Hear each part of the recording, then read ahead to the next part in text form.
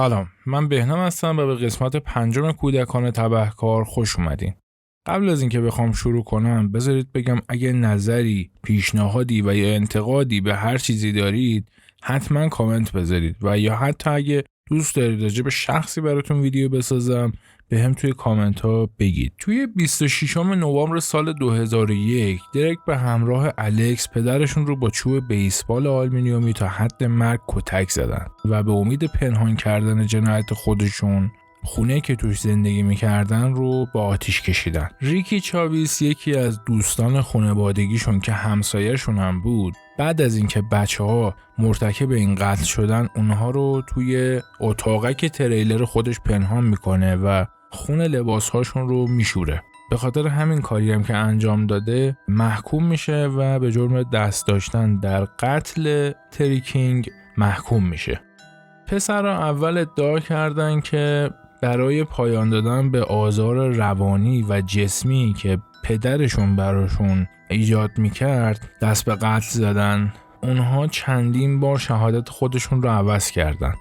اول ادعا کردن که پدرشون رو خودشون به قتل رسوندن، بعدش گفتن که چاویس اونها رو متقاعد کرده که تری رو بکشن و در نهایت گفتن که چاویس تری کینگ رو کشته و اونها رو متقاعد کرده که سکوت کنن. تا امروز کسی هم متوجه نشده که چرا و چطور این اتفاق افتاده، به خاطر اینکه اونا خیلی بچه بودن.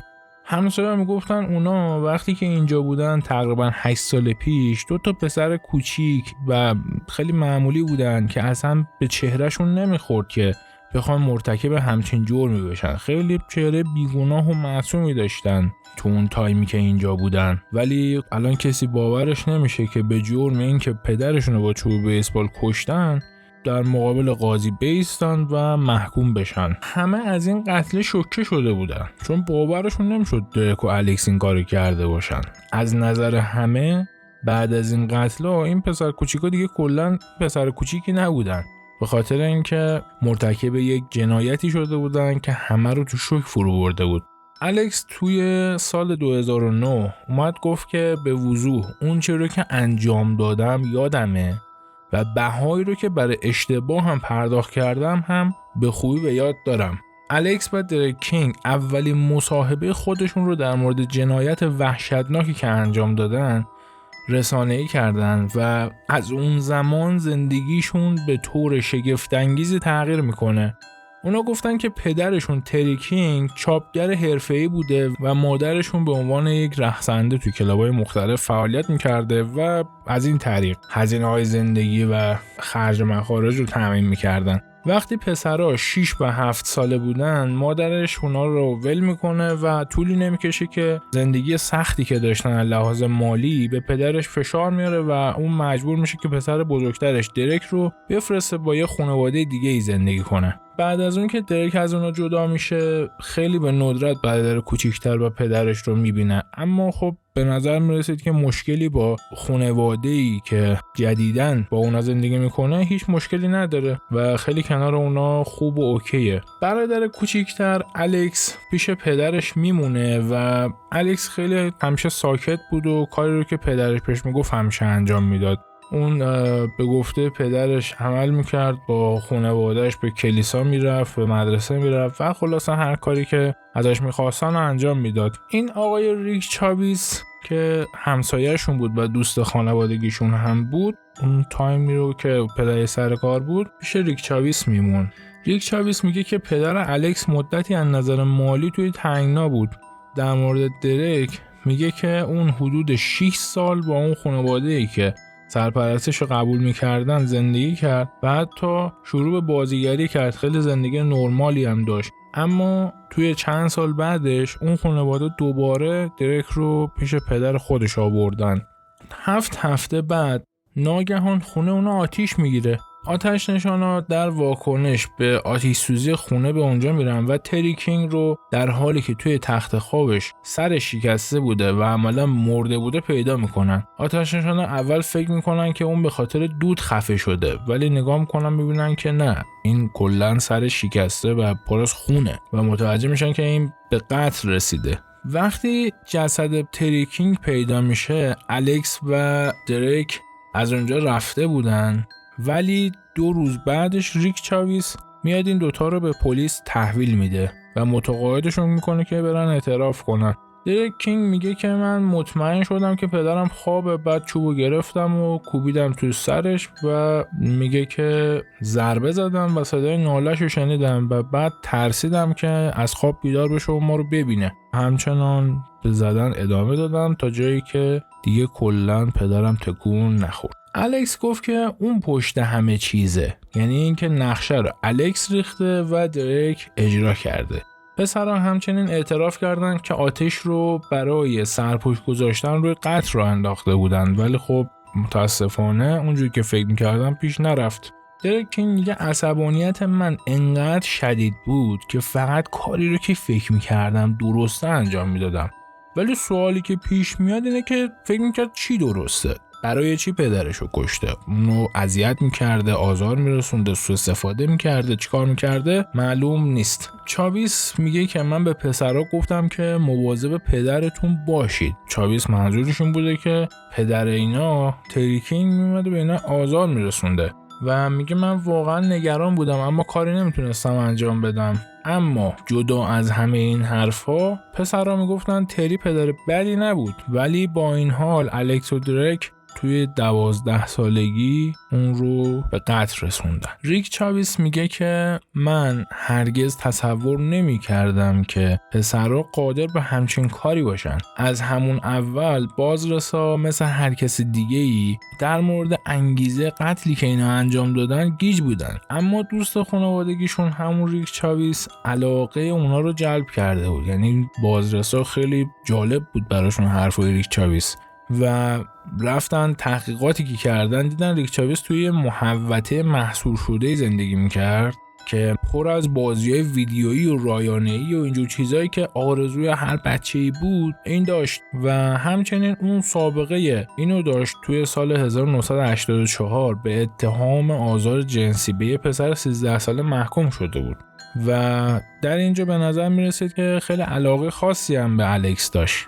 همه این اطلاعات به وضوح نگران کننده بود، اما با این حال پسرها خیلی آزادانه و خودکفا رفتن به قتل خودشون اعتراف کردن. اونا 6 ماه رو توی زندان گذروندن و منتظر محاکمه بودن. بعد از گذشت این 6 ماه توی بهار سال 2002 بود که داستان خودشون رو تغییر دادن و چیز دیگه ای به دادگاه گفتن. الکس و دریک به هیئت منصفه گفته بودن اونا پدرشون نکشتن، قاتل واقعی ریک چاویس بوده. کلا داستان رو برگردوندن. به ندرت پیش میاد که همچین داستانی مورد توجه عموم قرار بگیره، ولی هر ستای اونا به قتل تری کینگ متهم شدن و ریک چاویس اولین کسی بود که محاکمه میشد. توی این زمان یه خانومی به نام کاترین مدیکو به این موضوع میپردازه و دنبال این قتل الکس و دریک میاد، یه سری تحقیقات انجام میده. اون یه استاد روزنامه نگاری بود که در مورد این پرونده، یعنی این پرونده رو از زبون یکی از دانشجوهای سابقش میشنوه.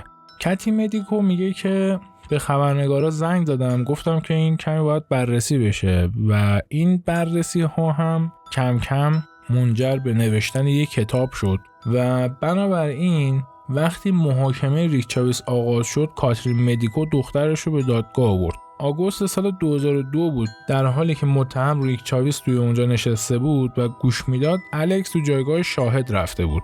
این اولین باری بود که مخاطبای تلویزیون از زبون یه بچه یه سری داستان افتضاحو میشنیدن. دادستان دیوید ریمر از الکس میپرسه که آیا با ریکی چاویس رابطه جنسی داشتی و الکس کینگ در کمال تعجب میگه بله و اضافه میکنه که یادش نیست که رابطه اونا چه زمانی شروع شد، ولی حس میکرد که عاشق ریک چاویس شده.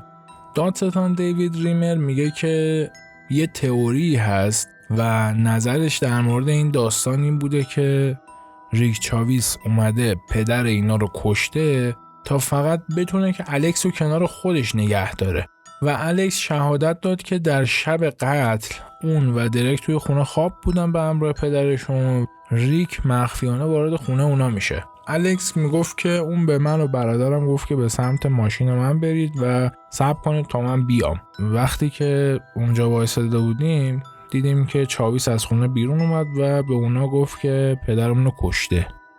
الکس میگه که اون میگفت که برای ما این کار رو انجام داده، یعنی به خاطر اینا، که اینا مثلا بیان از دردسری که پدرشون قرار بوده برای اینا ایجاد کنه نجاتشون داده.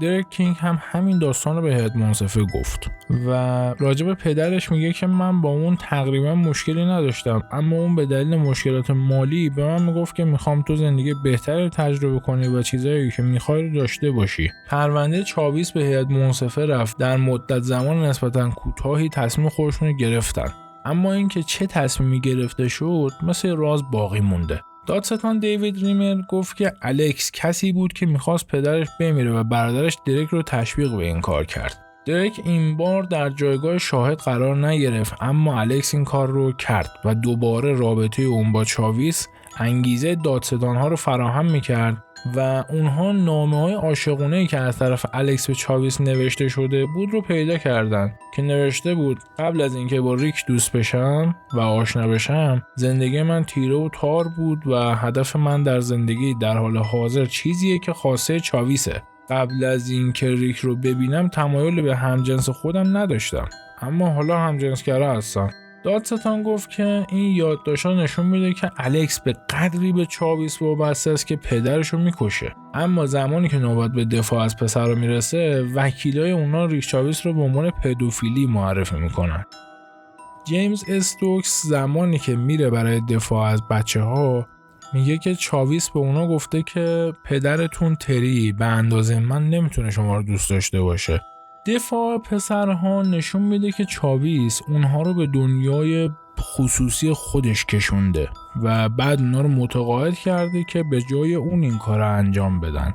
خیلی پرونده پیچیده‌ایه. اونا گفتن که تقصیر همسایه‌شونه، همسایه‌شون گفته بود که تقصیر خودشونه. بعد دوباره اومدن گفتن که همسایه به خاطر 2 بچه‌ها این کارو کردن. خیلی اصلا پیچیده وضعی. امیدوارم که گیج نشده باشین.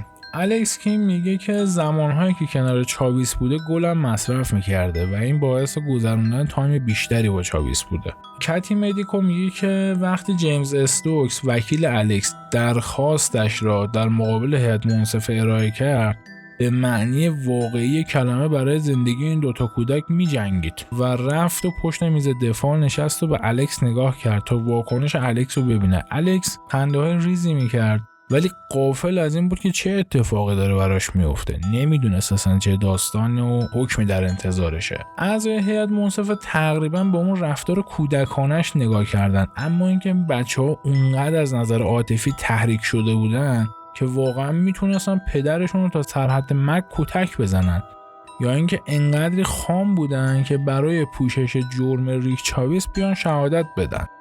توی روزهای رو به پایان سال 2002 در حالی که بیشتر بچه‌ها در حال آماده شدن رفتن به مدرسه بودن، الکس و برادرش منتظر بودن تا بفهمن که اونا به زندان میرن یا نه.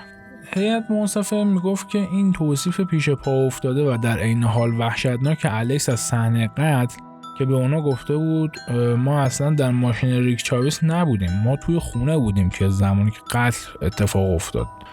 قاضی تردیدهای خودشو داشت. 1 ماه بعد از محکومیت اونو رد کرد و وکلا به توافق رسیدن که بچه‌ها به قتل درجه 3 اعتراف کنن. الکس به 7 سال و درک به 8 سال زندان محکوم شد و در نهایت در بازداشتگاه‌های نوجوانان و به صورت جداگانه در فلوریدا دوران محکومیت خودشون رو سپری کردند.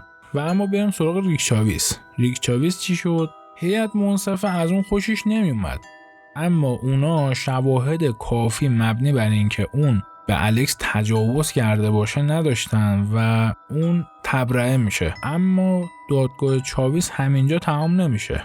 چند ماه بعد اون با یه پرونده فحشا و مزاحمت جنسی باز دوباره دستگیر میشه، اما چاویس با اتهامات بیشتری توی پرونده قتل تری روبرو میشه، به خاطر اینکه پسرها رو پنهان کرده بود و لباسای خونشون رو شسته بود و به جرم اینکه دستکاری مدارک جرم رو انجام داده بود به زندان افتاد و اون در حال حاضر در حال گذروندن 35 سال زندانه و کاترین و خانواده‌اش بارها به الکس نامه نوشتن و ارتباطشون رو با اون حفظ کردن. الکس کینگ گفت که این چیزاییه که ترجیح میدم فراموش کنم و من خانواده دارم و دوستامو دارم و الان کلا یه زندگی دارم. بعد از گذشت این چند مدت که این 2 پسر 2 برادر آزاد میشن از زندان، با خانواده مدیکو زندگی میکنن. درک کینگ میگه که من متوجه شدم که چی کار کردم و اگه این فرصت رو داشتم که برگردم به عقب هیچ وقت این کار رو انجام نمیدادم. اما من نمیتونم برگردم به گذشته و چیزی رو تغییر بدم و اگر بخوام به این موضوع هر روز فکر کنم و بخوام خودم رو سرزنش کنم همیشه احساس گناه میکنم و شرمنده خواهم بود. الکس زمانی که تصمیم گرفت به سر کار بره همه اونو طرد کردن به خاطر گذشته حالا جنایی که داشته و قتلی که انجام داده. کاترین مدیکو میگه خیلی براش سخته به خاطر کاری که چند سال پیش انجام داده، ولی الان ما برای هر جایی درخواست کار دادیم کار بهش ندادن. و در آخر درک به اسپرینگفیلد مونیخ سفر کرد تا با افرادی که توی تمام این سالها از اون و الکس حمایت کردن باهاشون ملاقات کنه. این پرونده و محاکمه‌های بعدی توجه گسترده رسانه‌ها رو توی اون زمان به خودش جلب کرد و هنوز هم کانون توجه بسیار از مستندسازها و فیلمسازان قرار گرفت. ریک چاویس اون الان 63 سالشه و در حال گذراندن دوران محکومیت 30 ساله خودش تو مؤسسه اصلاحی توی شهرستان اسکامبیا هستش. اون بیش از 20 سال به خاطر جنایت خودش زندانی بوده و قراره توی نوامبر 2031 آزاد بشه. خب به پایان این داستان رسیدیم. امیدوارم که خوشتون اومده باشه. تمام سعی من اینه که توی هر قسمت کیفیت رو بالا ببرم و حتما حمایت کنید. لایک و کامنت و سابسکرایب یادتون نره. ما رو به دوستان خودتون معرفی کنید.